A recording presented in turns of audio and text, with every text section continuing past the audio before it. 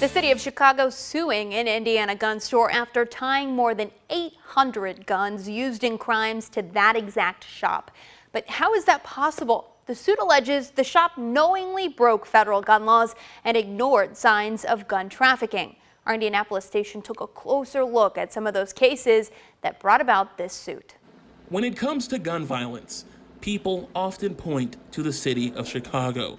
But now the city is pointing the finger across state lines with a lawsuit against an Indiana gun store. Chicago's mayor says this lawsuit is about addressing a major source of illegal guns recovered in our city, and it should send an unmistakable signal about our commitment to reducing gun violence and stopping gun trafficking.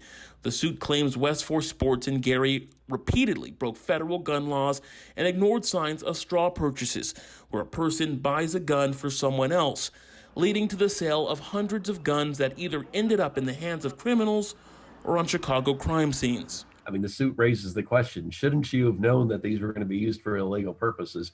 Yes, they should have. Paul Helmke is an IU professor, gun law advocate, and former mayor of Fort Wayne.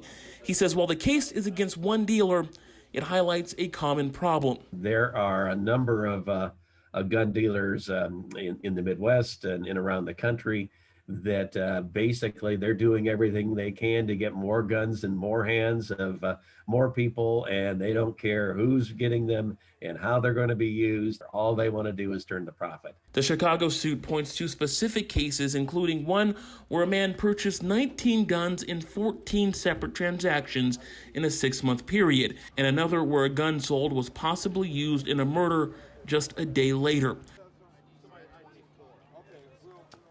Alan Carter reporting there. Now, our Indianapolis station is waiting to hear back with comments from Westforth Sports, but taking a closer look, the process of tracking guns used in crimes is not easy. When investigators recover a gun, they fire bullets into a tank, and the bullet reveals the gun's DNA.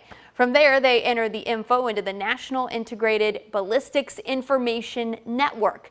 The ATF can use this to see if unique markings from that particular gun match ballistics from other crimes. On a state level, Indiana police departments have started teaming up to track guns across city and county lines. But this is just part of the trial. The ATF starts by sending the gun's make, model, and serial number to its tracing center in West Virginia. From there, the center contacts the gun's manufacturer to find the wholesaler who bought it, and the wholesaler provides the name of the dealer or store.